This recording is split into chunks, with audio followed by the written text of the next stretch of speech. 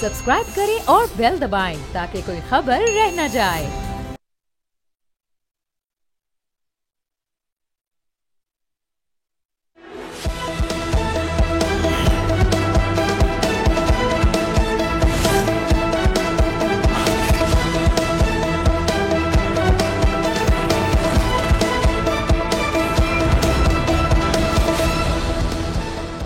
अस्सलाम वालेकुम नाजरीन, प्रोग्राम में खुश आमदीद। मैं हूं अब्सा कोमल। नया अदालती साल शुरू होने पर इस्लामाबाद हाई कोर्ट के चीफ जस्टिस सरफराज डोगर ने तमाम जजेस पर मुश्तमिल फुल कोर्ट का इजलास बुलाया, जिसका आज दूसरा सेशन था। मगर इसी दौरान इस्लामाबाद हाई कोर्ट के दो मोअज़्ज़िज़ जज साहिबान जस्टिस बाबर सत्तार और जस्टिस इसहाक के खतूत मंजर आम पर आ गए, जिसमें उन्होंने चीफ जस्टिस डोगर के सामने एक चार्जशीट रख दी है। दोनों जजेस ने रोस्टर की तैयारी और केसेस को फिक्स करने के अमल पर शदीद सवालात उठाए हैं। जस्टिस बाबर सत्तार ने चीफ जस्टिस को मुखातिब करते हुए कहा कि क्या इस्लामाबाद हाई कोर्ट के जजेस समझते हैं कि वो अपनी आईनी जिम्मेदारी पूरी कर रहे हैं? क्या जजेस यकीन करते हैं कि शहरी अपने बुनियादी हकूक का उन्हें मुहाफिज समझते हैं? उन्होंने कहा कि सीनियर जजेस को नज़रअंदाज करके केसेस एडिशनल जजेस को भेजे जा रहे हैं। आपका ऑफिस कुछ केसेस में कॉज लिस्ट भी जारी करने से इनकारी है, जिससे अदलिया की आज़ादी मुतासिर हो रही है। जबकि जस्टिस इसहाक ने अपने ख़त में ये बात हाईलाइट की है कि किसी भी कानून के तहत चीफ जस्टिस को ये इख्तियार हासिल नहीं कि वो जजेस को बैरून मुल्क जाने से रोकें या उन पर पाबंदी लगाएं। जस्टिस एजाज ने इस इकदाम को जजेस के बुनियादी हकूक़ की संगीन खिलाफ वर्जी करार दिया और कहा कि ऐसा लगता है कि फुल कोर्ट मीटिंग महज एक रस्मी कार्रवाई के तौर पर बुलाई गई है। नाजरीन, चीफ जस्टिस सरफराज डोगर की इस्लामाबाद हाई कोर्ट में ट्रांसफ़र या फिर उसके बाद तैनाती, ये सारा अमल इसके हमने देखा कि एतराज़ात सामने आए। इसने हाई कोर्ट में एक तकसीम को उभारा और हाई कोर्ट के जजेस ने इस तैनाती को सुप्रीम कोर्ट में चैलेंज भी किया। लेकिन अब हम देख रहे हैं कि खुलकर जो एतराज़ात सामने आ रहे हैं, एक तो इसकी क्या तफसील है जो खतूत आज लिखे, और साथ ही मुसलसल अगर अदलिया के अंदर से ऐसी आवाज़ें उठती रहेंगी तो इस हवाले से इसके क्या नताइज निकल सकते हैं। इन अहम मामलों पर बात करेंगे। इस्लामाबाद स्टूडियो में मुझे ज्वाइन कर रहे हैं आली जहां, बोल न्यूज़ के कोर्ट रिपोर्टर है, बहुत शुक्रिया आपका। जहांगीर जदून साहब हमें ज्वाइन कर रहे हैं, साबिक एडवोकेट जनरल इस्लामाबाद, सीनियर माहिर कानून। जदून साहब, आपका भी बहुत बहुत शुक्रिया। जज साहिबान की तरफ से जो ख़त लिखा गया है उसको हम मौजू बना रहे हैं। पहले आली जहां, आपसे मैं ये जानना चाहूँगी, हमारे नाजरीन के लिए अगर आप सिंप्लीफाई कर दें, एक खतूत का सिलसिला तो हम देख रहे हैं पिछले कुछ सालों से पाकिस्तान में। जज साहिबान के तहफ़्फ़ुज़ात भी हैं जिनको वो खुलकर सामने रखते हैं, लेकिन खतूत के ज़रिए ये जो दो ख़त लिखे गए हैं, इनके मेन अहम निकात क्या है जो जज साहिबान ने उठाए हैं अपने तहफ़्फ़ुज़ात की शक्ल में? बहुत शुक्रिया मैडम। खतूत का सिलसिला मैडम आपको पता है कि पिछले 1.5 साल से शुरू हुआ है और 25 मार्च को पहला ख़त चीफ जस्टिस को लिखा गया उस वक्त के, और उसके बाद सुप्रीम कोर्ट ने सो मोटो लिया और उसके बाद तमाम हाई कोर्ट से तजावीज़ तलब की थी कि कैसे हम जजेस के मामलात में मुदाखलत को ख़त्म कर सकते हैं। लेकिन कल जो ख़त सामने आया है जस्टिस बाबर सत्तार का और जस्टिस सरदार एजाज इसहाक खान का, उसका क्रक्स मैं अगर आपके सामने रखूँ, उसका मेन पॉइंट ये है कि इख्तियारात की जंग है। जब से नए चीफ जस्टिस आए हैं तब से लेकर अब तक जो जजेस हैं उनके दरमियान वर्किंग रिलेशन है, उसकी कमी है, और उसी चीज़ को इन खतूत में मेंशन किया गया है। आपको ये बताएं कि जो सिंगल बेंचेस हैं जस्टिस बाबर सत्तार का और जस्टिस सरदार एजाज इसहाक खान का, उसको ख़त्म किया गया है, उसका मामला इन खतूत में हाईलाइट किया गया है। और सीनियर प्यूने जज जस्टिस मोहसिन अख्तर कियानी, उनकी डिवीज़न बेंच को भी ख़त्म कर दिया गया है। तो जस्टिस बाबर सत्तार ने ख़ास तौर पर इस चीज़ को हाईलाइट किया है कि इस्लामाबाद हाई कोर्ट जो इंसानी हकूक़ का मुहाफ़िज़ समझा जाता था, अब हमें ये सोचने की ज़रूरत है कि क्या इस्लामाबाद हाई कोर्ट इंसानी हकूक़ का मुहाफ़िज़ है? क्या अदलिया पर लोगों का जो एतबार है वो कायम है? और क्या जो मातहत अदलिया है, जो निचली अदलिया है, वो इस्लामाबाद हाई कोर्ट की तरफ जो देखती है कि वो हमें सिक्योर करेगी, वो खुद इस्लामाबाद हाई कोर्ट के जजेस म्यूज़िकल चेयर जो है उसका शिकार हो गए हैं? इख्तियारात की जंग चल रही है। फुल कोर्ट आज इजलास हुआ है और एक दिन पहले फुल कोर्ट के इजलास के हवाले से इस्लामाबाद हाई कोर्ट के जजेस को आगाह किया गया। जस्टिस सरदार एजाज इसहाक खान ने और जस्टिस बाबर सत्तार ने कहा कि हमें इतना मोटा किताबचा दे दिया गया है एक दिन पहले, तो हम इसकी तौसीक कैसे कर सकते हैं? और फुल कोर्ट में इसी की तौसीक होनी है। तो यहाँ पर डिक्टोरियल मामला चल रहा है इस्लामाबाद हाई कोर्ट में। हम रोज़ाना बैठ के अपनी अदालत में लोगों को ये कहते हैं कि बादशाहत नहीं होनी चाहिए, डेमोक्रेसी होनी चाहिए, लेकिन इस्लामाबाद हाई कोर्ट को बादशाहत की तरह चलाया जा रहा है। और सबसे अहम جو ہوتی ہے انتظامی کمیٹی، سینئر پیون جج کو انتظامی کمیٹی سے بھی نکال دیا گیا ہے. تو انتظامی کمیٹی میں پہلے یہ ہوتا تھا کہ اس میں چیف جسٹس ہوتے تھے اور 2 سینئر جسٹس ہوتے تھے، لیکن اب اس میں چیف جسٹس ہے اور 2 اس کے نامنی شامل کر دیے گئے ہیں. محسن اختر کیانی صاحب کو اس میں نکال دیا گیا ہے. تو یہ معاملات ہیں جو اسلام آباد ہائی کورٹ کے ججز نے خطوط میں لکھائے ہیں. آپ ہمیں بتا رہے ہیں. تو جدون صاحب یہ ایک لاوا تھا جو بظاہر نظر آتا ہے کہ پک رہا تھا. پہلے بھی خطوط سامنے آئے، کم و بیش اس قسم کی باتیں تھیں، لیکن اب انتظامی امور بھی ہیں. اس اپوائنٹمنٹ سے اختلاف تھا جج صاحبان کو، لیکن وہ تو ہو گئی. سو آپ کیسے دیکھ رہے ہیں جو جسٹس سردار اسحاق اور جسٹس بابر ستار نے اپنے خط کے ذریعے تحفظات کا اظہار کیا ہے؟ بہت شکریہ. آپ سب دیکھیں انہوں نے جو تحفظات کا اظہار کیا وہ بالکل جسٹیفائڈ ہے. اس کی وجہ یہ ہے کہ آپ دیکھیں نا، باہر سے ایک تو ان کی سینیرٹی کو آپ نے ڈسٹرب کیا مینجمنٹ کے ذریعے، جس طرح بھی ایگزیکٹو نے مینیج کیا ان کو وہاں سے آپ نے لایا. اب ان کی اپیل جو ہے سپریم کورٹ میں پینڈنگ ہے. جب اگر اپیل ایکسیپٹ ہو جاتی ہے تو پھر تو یہ واپس چلے جائیں گے. لیکن انہوں نے انٹرم ارینجمنٹ کرنے کے لیے جو انہوں نے خط لکھا ہے بالکل انہوں نے ٹھیک لکھا ہے کہ کیا عوام سمجھتی ہے کہ وہ اب بھی ان کے حقوق کے محافظ ہیں، اور بالکل عوام سمجھتی ہے کہ وہ ابھی اسلام آباد ہائی کورٹ میں کوئی ریلیف جو ہے وہ اسٹیٹ کے خلاف ملنا مشکل ہے. کیسوں کی مارکنگ اس طرح ہوتی ہے کہ کوئی کیس بھی ان ججوں کے پاس ایسا نہ لگے جس میں اسٹیٹ یا فیڈریشن پارٹی ہو اور وہ کوئی آئینی یا کوئی ایسا مسئلہ ہو جس میں اسٹیٹ کو پوچھا جا سکے.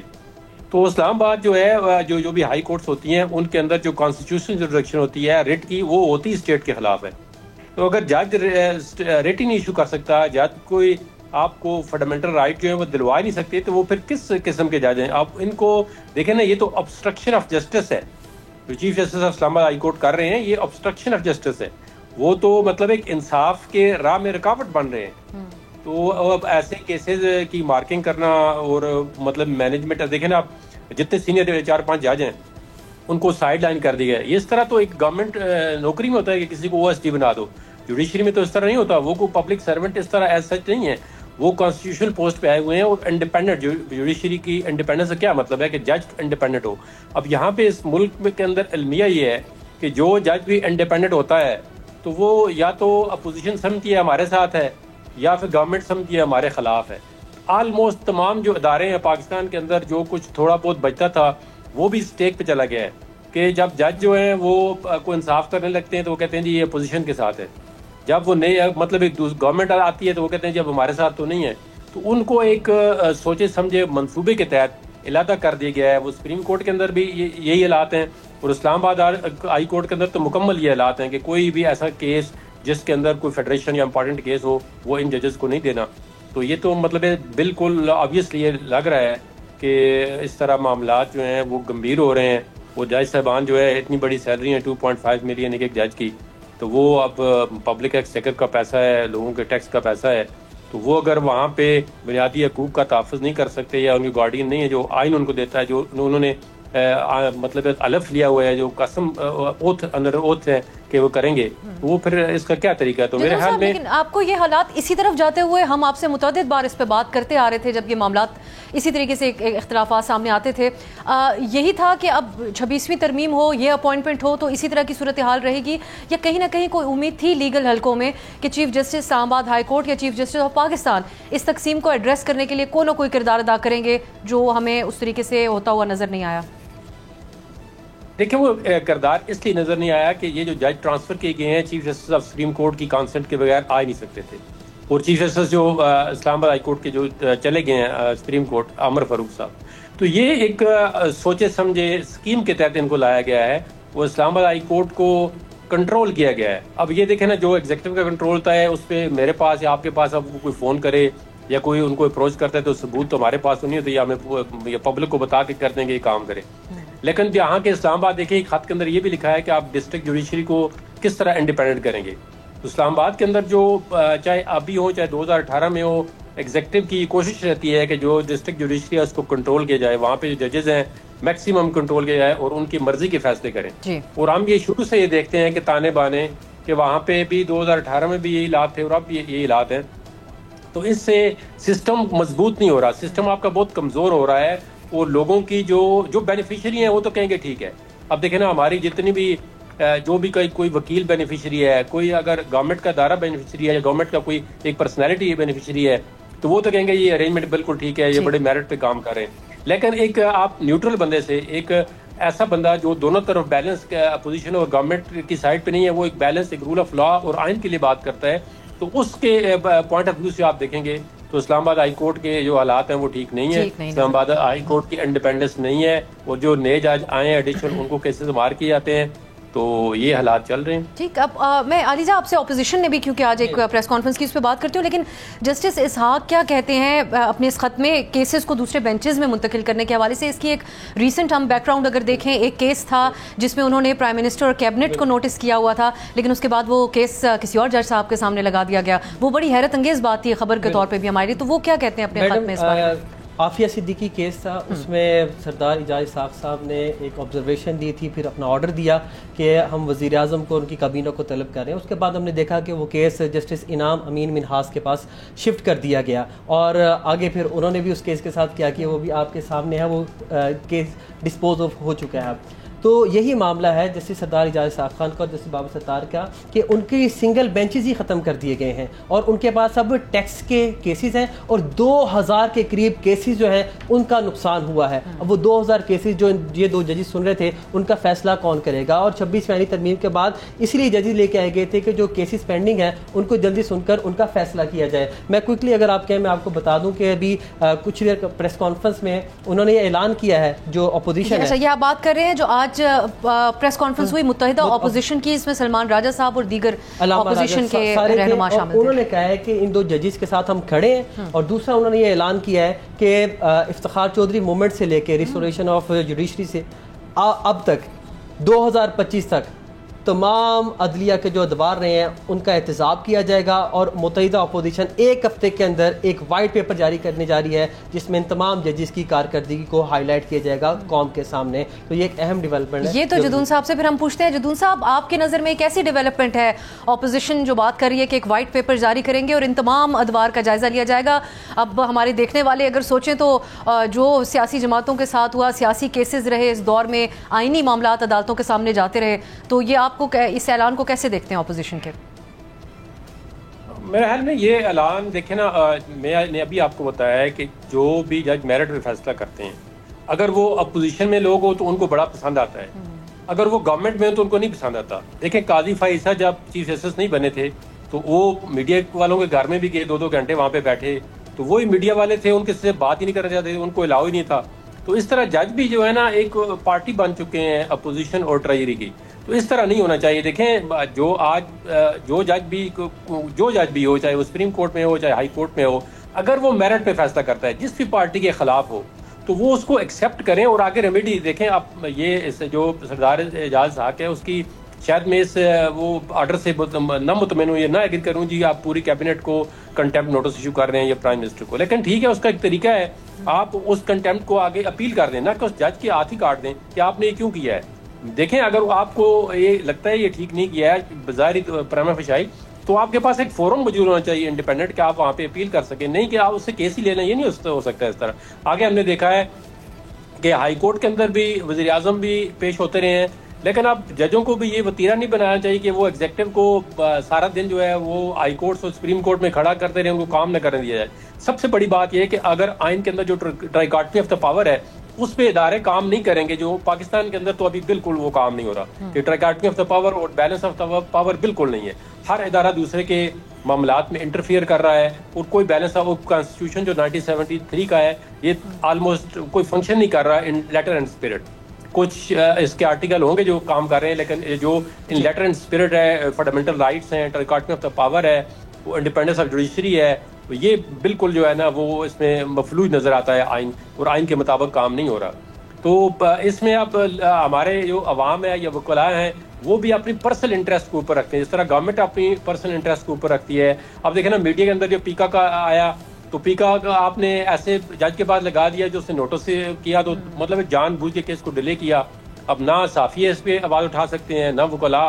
وہ سوسائٹی کے تمام جو سیگمنٹ ہیں وہ بھی دیکھ رہے ہیں کہ کیا کیا جائے, لیکن وہ بے بس نظر آتے ہیں مجھے.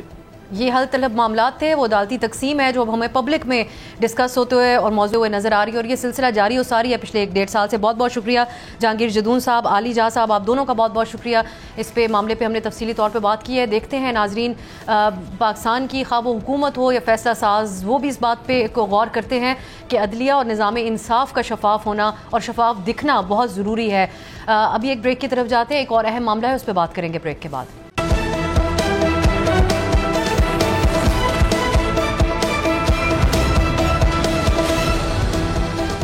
بریک کے بعد خوش آمدید ناظرین. پچھلے کچھ دنوں سے دنیا بھر کی نظریں چین پر لگی ہوئی تھیں، جس کی بڑی وجہ چین میں ہونے والے شنگھائی تعاون تنظیم کا اجلاس تھا، جس میں روس، بھارت اور پاکستان سمیت 20 سے زائد ممالک کے سربراہان نے شرکت کی.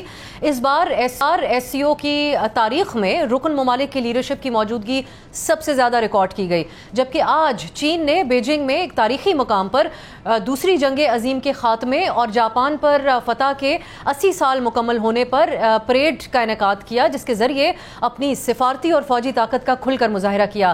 اس پریڈ کو چائنا کی تاریخ کے سب سے بڑی فوجی پریڈ قرار دیا جا رہا ہے. اس تقریب کی اہم بات یہ بھی تھی کہ اس میں جدید جنگی ہتھیاروں کی نمائش کے علاوہ روس کے صدر ولادیمیر پوٹن، شمالی کوریا کے سربراہ کم جونگ ان اور دیگر پاکستان کے وزیر اعظم سمیت جو 26 ممالک کے سربراہان موجود تھے جنہوں نے یہ پریڈ دیکھی. چینی صدر شی جن پنگ نے جو اس موقع پہ تقریر کی، اس کا اہم حصہ یہ تھا کہ وہ خبردار کرتے ہوئے پائے گئے دنیا کو اور کہا کہ جنگ کے انتخاب کے دہانے پر دنیا آج کھڑی ہے، اور ساتھ ہی کہتے ہیں کہ چین رکنے والا نہیں ہے، نہ ہی ہم بدماشوں سے خوفزدہ ہوں گے. ایس سی او سمٹ اور یہ چین کی طرف سے آج جو فوجی پریڈ کی گئی، اس سب کو امریکہ بھی بہت غور سے دیکھ رہا ہے اور امریکی صدر بھی، اور بار بار اس موضوع پہ بات بھی کی جا رہی ہے. انہوں نے اپنے روایتی انداز میں صدر ٹرمپ نے چینی صدر کو مخاطب کرتے ہوئے آج پیغام دیا ہے کہ صدر ولادیمیر پوٹن اور کم جونگ ان کو بہت بہت سلام پہنچے، جن کے ساتھ مل کر آپ امریکہ کے خلاف سازش کر رہے ہیں. ہم آج جاننے کی کوشش کریں گے کہ جس طرح سے چین نے اپنی اس قوت کا مظاہرہ کیا ہے، اس سے دنیا کو کیا پیغام جا رہا ہے اور آنے والے دنوں میں اس کے کیا اثرات ہو سکتے ہیں. ایس سی او ممالک جن کی آبادی دنیا کی آبادی کا 40% سے بھی زیادہ ہے، اس اجتماع کو جس میں وہ شریک ہوئے، امریکہ اور مغربی دنیا نے کس انداز میں دیکھا ہوگا. پاکستان سیاسی اور عسکری قیادت یہاں پر موجود تھی، جو ملاقاتیں ہوئی اس کی کیا اہمیت ہے، تمام موضوعات پہ بات کریں گے، جس کے لیے ہمیں جوائن کر رہے ہیں محمد تیمور فہد خان، جو کہ ریسرچ ایسوسیٹ ہیں انسٹیٹیوٹ آف اسٹریٹجک اسٹڈیز اسلام آباد میں. بہت بہت شکریہ فہد صاحب آپ کے وقت کے لیے. آپ سے پہلے تو میں یہ جاننا چاہوں گی کہ جو ایک اوور آل آج میسیجنگ گئی ہے دنیا بھر کے اندر، چینی صدر نے اپنی طرف ایک طرف روس کے لیڈر، دوسری طرف نارتھ کوریا کے لیڈر اور دیگر جو ممالک کے سربراہان موجود تھے، ان کے سامنے ایک سفارتی پاور کا بھی چین ایک طرح سے مظاہرہ کر رہا تھا اور اپنی ملٹری پاور کا بھی، جس طرح کی ایک بڑی پریڈ کا انعقاد کیا گیا. کیا میسج گیا ہوگا آج ویسٹ کو اور امریکہ کو؟ جی بسم اللہ الرحمن الرحیم. سب سے پہلے تو جی آپ کا بہت بہت شکریہ مجھے اپنے پروگرام میں مدعو کرنے کے لیے، اس اہم موضوع کے اوپر گفتگو کرنے کے لیے. جہاں تک آپ کے سوال کا تعلق ہے تو میری رائے کے مطابق یہ جو چائنا کی جو وکٹری ڈے کی جو پریڈ تھی، this was China's military as well as diplomatic debut in front of the world, the entire world. اور وہ یہ ایک میسج دینے کی کوشش کی گئی کہ چائنا جو ہے وہ اب خود ایک ہیجمون یا ایک میجر گلوبل پاور کے طور پہ اپنے آپ کو اسٹیبلش کروانا چاہ رہا ہے اور انٹروڈیوس کروانا چاہ رہا ہے، اور گلوبل رسپانسبلٹی کو شولڈر کرنے کی صلاحیت بھی وہ اب رکھتا ہے. اتنے جدید اسلحے اور اتنے ڈائیورس سیٹ آف ویپنز کو ڈسپلے پہ رکھنا اور پوری دنیا کو ایک یہ میسج دینا کہ چائنا اب وہ گزرے ہوئے دور کا چین نہیں ہے جس کے اندر جو کہ دوسرے ممالک پہ ڈپینڈنٹ تھا یا جو کمزور تھا عسکری لحاظ سے اور دوسرے ممالک کے پریشر کے سامنے ولنریبل تھا. اس ملٹری پریڈ نے پوری دنیا کو یہ ایک سگنل دے دیا ہے کہ چین جو ہے وہ it is now the new sheriff in town and it is a power to be reckoned with. اس کے علاوہ جتنے زیادہ یا جتنے ڈائیورس ممالک کی طرف سے ان کے سربراہان کی جو پریزنس تھی اس پریڈ کے دوران، اس نے بھی ایک میسج دیا ہے اسپیشلی ویسٹرن ورلڈ کو، جس میں امریکہ اور یورپی یونین ممالک شامل ہیں پرائمریلی. ان کو بھی ایک میسج گیا ہے کیونکہ اس سے پہلے اس طرح کا جو ڈسپلے تھا، چاہے وہ EU کانفرنسز یا میٹنگز کی شکل میں ہو یا نیٹو کانفرنسز کی شکل میں ہو، وہ ہمیشہ سے دنیا کو ایک پاور فلیکس یا مسل فلیکسنگ کا ایک میسج جو ویسٹ دیا کرتا تھا. یہ پہلی بار چین کے امبریلا کے انڈر نان ویسٹرن ورلڈ نے بھی ایک اس طرح کی مسل فلیکسنگ کا ایک مظاہرہ کیا ہے، یہ ویسٹرن دنیا کو دکھانے کے لیے یا گلوبل نارتھ کو دکھانے کے لیے کہ گلوبل ساؤتھ جو ہے وہ اب آہستہ آہستہ جو ہے وہ پاور شیئرنگ میں اب حصہ دار اپنا حصہ مانگ رہا ہے، اپنی جگہ بنا رہا ہے، اور وہ اب کسی بھی دباؤ میں نہیں آئے گا بلکہ آپس میں کوآپریٹ کر کے گلوبل نارتھ یا ویسٹ کے ساتھ جو ہے وہ شانہ بشانہ کھڑا ہوگا اور اس کا مقابلہ بھی کرے گا. تو میری نظر میں یہ بہت ہی ایک اہم جو میٹنگ تھی، ایک بہت ہی اہم گیدرنگ تھی، جس کے بہت دور رس جو ہے وہ اسٹریٹجک، پولیٹیکل، اکنامک اور ڈپلومیٹک جو ہے نتائج جو ہیں وہ ہمیں آنے والے وقتوں میں دیکھنے کو ملیں گے. اچھا، دو اسٹیٹمنٹس ہیں آج. ایک تو چینی پریزیڈنٹ نے جو الفاظ استعمال کیے وہ تھے کہ چین اب رکنے والا نہیں ہے اور ہم بدماشوں سے خوفزدہ نہیں ہوں گے. دوسری طرف امریکی صدر ٹرمپ، ان کے جو رد عمل ہوتا ہے وہ بہت ایک روایتی ان کا جو انداز ہے اسی میں وہ بات کرتے ہیں اور بڑا ڈائریکٹلی وہ بات کرتے ہیں. اور ایک اس میں طنز کا ایلیمنٹ بھی شامل ہے. تو یہاں پر وہ مبارکباد دے رہے پوٹن اور کم جونگ ان کو، اور ان کے بھی ڈونلڈ ٹرمپ سے تعلقات کی ایک بیک گراؤنڈ ہے جو آپ جانتے ہیں کافی بٹر سویٹ رہے ہیں. تاریخی اقدامات بھی کیے جہاں Donald Trump Kim Jong Un سے ملاقات انہوں نے کی، لیکن اس کے بعد پھر ہم نے دیکھا کہ وہ سرد مہری میں بھی دونوں ملکوں سے تعلقات چلے گئے. اسی طرح روس کے ساتھ بھی ہوا. اب وہ سخت ناراض ہیں ان سے یوکرین جنگ ختم نہ کرنے پر. اب جو رد عمل دیا ہے ڈونلڈ ٹرمپ نے، اس کو آپ کیسے دیکھتے ہیں، جس میں وہ کہتے ہیں کہ اب آپ دونوں کو مبارکباد ہو، آپ ہمارے خلاف سازش کر رہے ہیں چین کے ساتھ مل کر؟ دیکھیے، جہاں تک امریکی پریزیڈنٹ ڈونلڈ ٹرمپ کے رد عمل کا تعلق ہے تو یہ پہلے سے میری رائے کے مطابق دس واز ایکسپیکٹڈ. ہمیں اسی چیز کی امید تھی کہ جب پریزیڈنٹ ڈونلڈ ٹرمپ جو ہیں وہ جب اپنے ایسے کاؤنٹر پارٹس کو ایک ساتھ ایک ایسے سگنیفیکنٹ اسٹریٹجیکلی سگنیفیکنٹ ایونٹ پہ ایک ساتھ کلوز کوارٹرز میں دیکھیں گے اور اتنے اچھے باڈی لینگویج کے ساتھ اور اتنے کنڈیوسیو انوائرمنٹ میں ایک دوسرے کے ساتھ مکالمے کرتے ہوئے دیکھیں گے، اور اپنے کافی جو نئے اور پرانے پارٹنرز کو بھی ان کے درمیان پائیں گے، تو ان کو ڈیفینیٹلی ایک فرسٹریشن اور اریٹیشن تو ڈیفینیٹلی یہ دیکھ کر ہوگی، جو کہ ہوئی. اور وہ ان کی ٹویٹ سے بھی ظاہر ہوتا ہے کہ جس میں انہوں نے پہلے چائنا کے اوپر ایک احسان جتایا کہ دوسری جنگ عظیم کے دوران آپ ان امریکی سولجرز اور امریکی سپورٹ کا شکریہ کب ادا کریں گے جنہوں نے آپ کی مدد کی تھی دوسری جنگ عظیم میں، اسپیشلی جاپان کے خلاف لڑائی میں. پھر اس کے بعد انہوں نے ساروں کو مبارکباد دیتے ہوئے یہ بھی کہہ دیا کہ ایک طنز قسم کا انہوں نے کر دیا کہ president she along with president Putin and Kim Jong Un کو بھی مبارکباد ہو، جو کہ چائنا کے اندر اکٹھے ہو کر امریکہ کے خلاف سازشیں کر رہے ہیں. تو انٹرنیشنل ریلیشنز کے ایکسپرٹ کمیونٹی کے اندر پریزیڈنٹ ڈونلڈ ٹرمپ کو ایک ون ٹرک پونی کے طور پہ بھی مانا جاتا ہے، سمجھا جاتا ہے کہ وہ بلینگ جو ان کا جو ٹیکٹک ہے وہ ہمیشہ سے ان کا ایک پرائمری ٹول ہوتا ہے نیگوسیشنز میں یا اپنی فورن پالیسی گولز کو اچیو کرنے کے حوالے سے.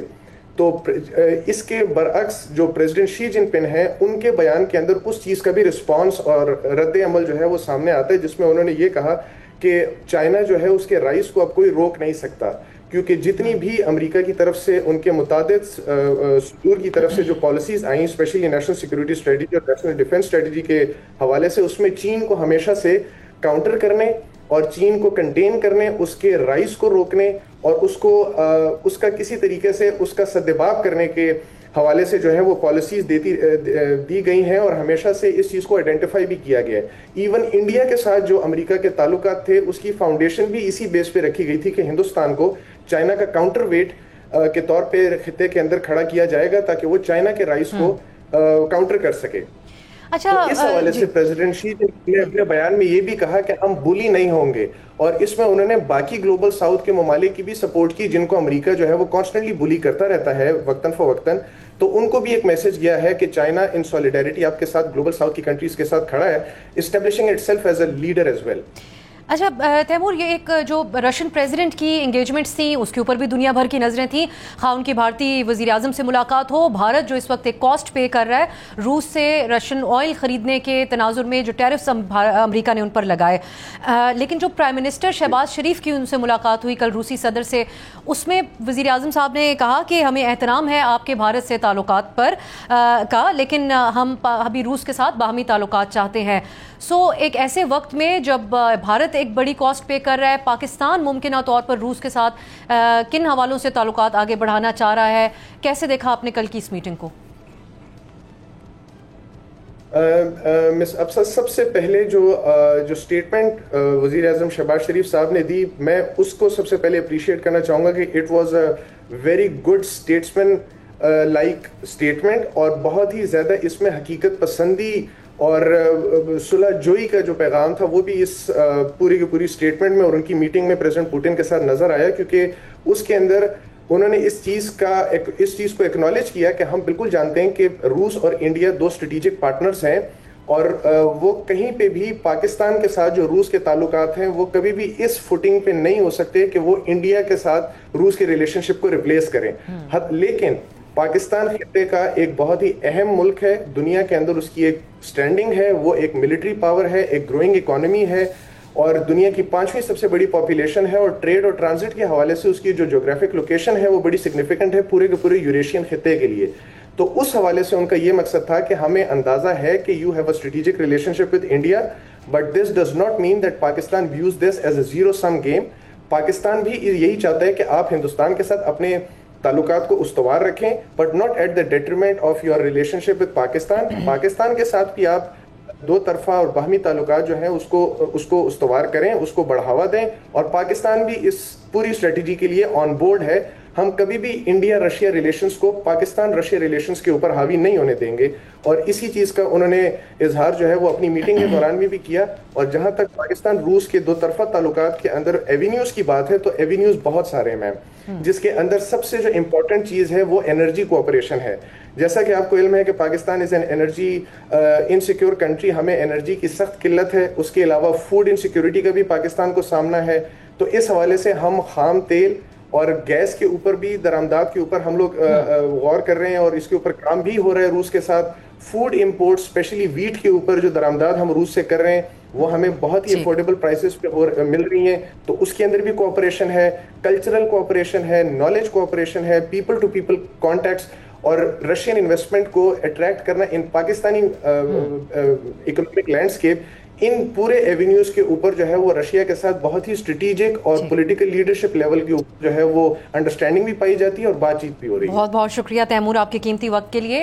ناظرین, محمد تیمور اس بات پہ روشنی ڈال رہے تھے کہ کس طریقے سے SCO سمٹ ہو, اس کے بعد سائڈ لائنز پہ ہونے والی ملاقاتیں یا آج بیجنگ میں ہونے والی ملٹری پریڈ کے دنیا بھر کے لیے ایک بہت اہم ایونٹ رہا اور سب نے اس کو بہت کلوزلی مانیٹر کیا. ایک بریک کی طرف جاتے ہیں. پاکستان میں جو حالیہ سیلاب آئے بالخصوص پنجاب میں, اقوام متحدہ نے سخت تشویش کا اظہار کیا ہے اور ممکنہ غذائی قلت کے حوالے سے سخت پریشانی کا اظہار کیا ہے. ہمارے ساتھ UN کے ریزیڈنٹ کوآرڈینیٹر موجود ہوں گے ایک شارٹ بریک کے بعد.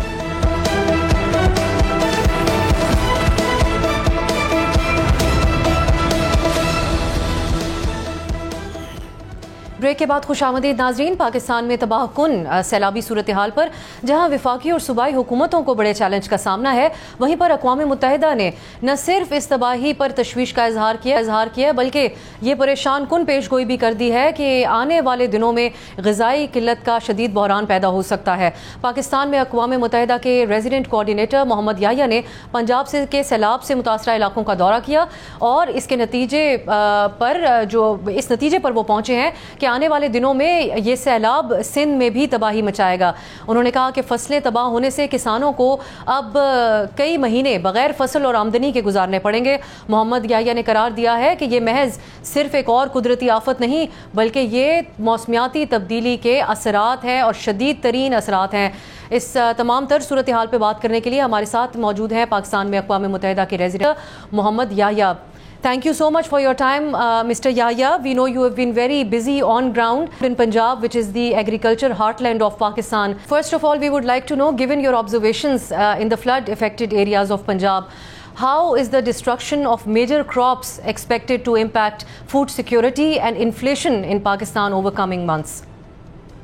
Thank you very much for having me. As you know, I visited northern Punjab's Sialkot, but also Faisalabad, and saw at first hand the devastation of the floods on communities, on agricultural lands, and really savings. I also seen a lot of dead livestock and many other impacts that communities are going through. So the concern really is Punjab is a breadbasket of this country. Punjab is the largest exporter that earns this country a lot of forex. And how this will impact is yet, we won't know the full extent of the impact until the water recedes. But we know many important cash crops have been destroyed. In Faisalabad, I've seen all this rice planted that are gone. So we are concerned in terms of how this will impact farmers' livelihood. And the impact is not only immediate loss of their crops, but also how they save for the next planting season, for the wheat season. So this will have a deep ripple effect, we think, on livelihoods for many of farmers in Punjab. And with the change, intensifying these monsoon rains that we have seen and the flooding becoming a new normal, as you have said in a recent interview, what urgent measures does the UN recommend to enhance Pakistan's resilience against the climate change and these kind of conditions? Absolutely. First is to say this is not normal, but it has become normal. It's not normal because this is a man-made, essentially, climate change that is creating supercharged monsoons that is devastating Pakistan every year. If not Punjab, it was Balochistan a few years ago. If not Balochistan, it's Sindh. So it's really difficult for the country's ability to progress on its development ambitions if everything you invest every few years is washed away. So what are the solutions? Unfortunately, climate change is with us. So the solutions are more of how do we live with it? How do we create a more resilient farming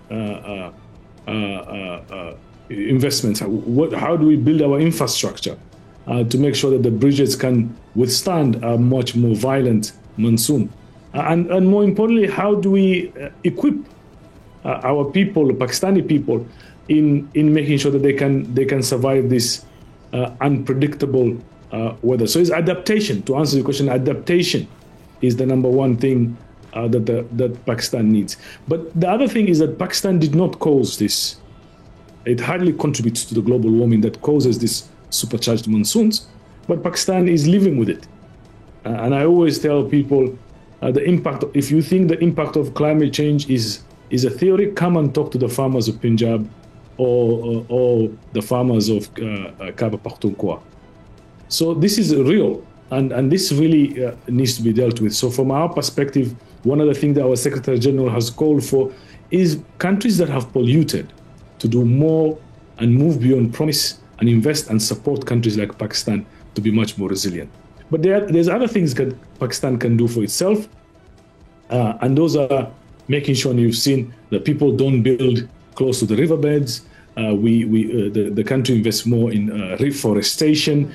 There's so many things you can do apart from obviously getting those countries that have polluted, that have caused these monsoons, to support the resilience agenda of Pakistan.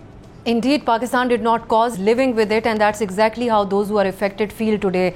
Lastly, considering the forecast of further intense rains and the downstream threat to Sindh, how is the UN planning to support displaced communities that are already displaced and coordinate with the Pakistani government to mitigate the humanitarian crisis that we are seeing right now?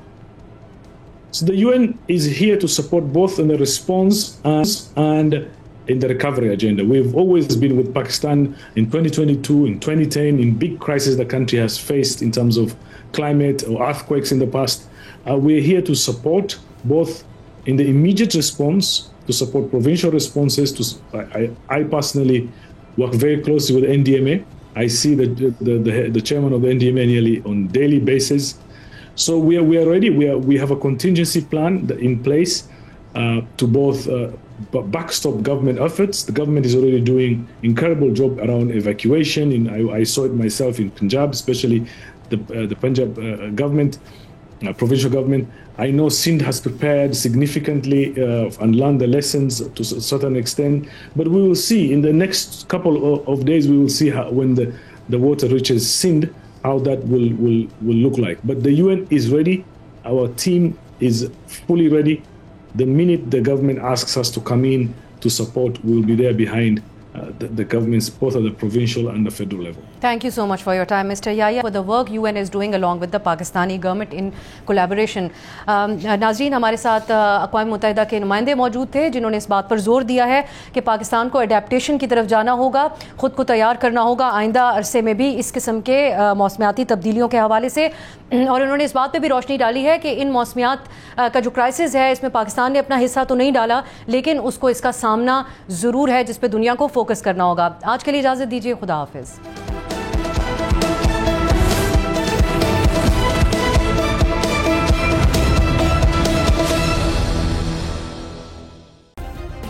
Subscribe करें और bell दबाएं ताकि कोई खबर रह न जाए.